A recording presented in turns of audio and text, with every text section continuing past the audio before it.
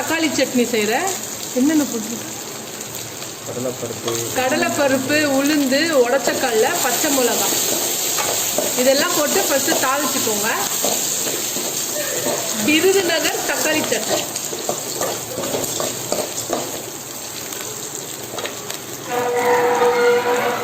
அப்புறம் வெங்காயம்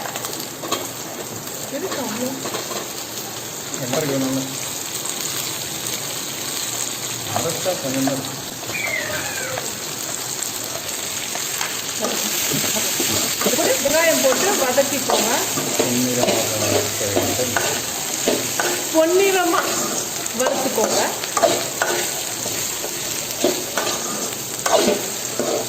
என்ன பண்றது?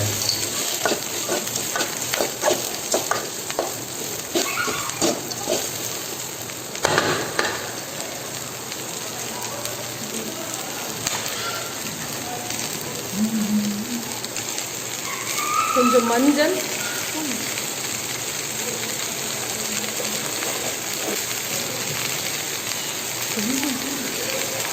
கொஞ்சம் மஞ்சள்,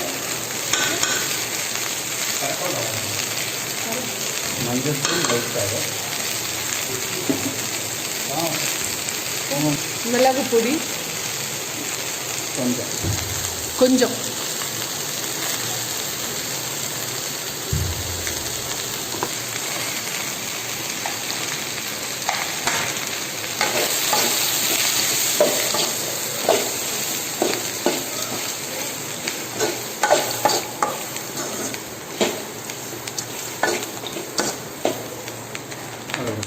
அப்புறம் தக்காளி போடணும்.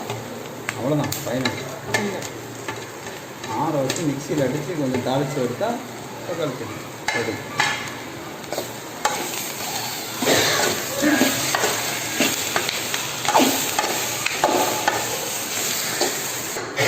உப்பு இதெல்லாம் போட்டுட்டு அதுக்கப்புறம் இதை ஆற வச்சுடுங்க. ஆற வச்சுட்டு மிக்சியில் போட்டு மையாக அரைச்சிக்கோங்க. அது எல்லாம் வதக்கிட்டு அதுக்கப்புறம் மிக்சியில் போட்டு நல்லா அரைச்சாச்சு.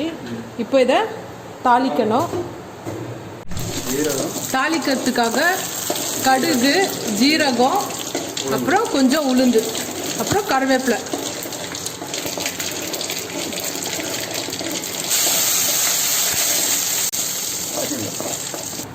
இந்த சட்னியை போட்டு மிக்ஸ் பண்ணிடுங்க. அடுப்பை ஆஃப் பண்ணிவிட்டு மிக்ஸ் பண்ணிக்கோங்க. இது கொதிக்கக்கூடாது.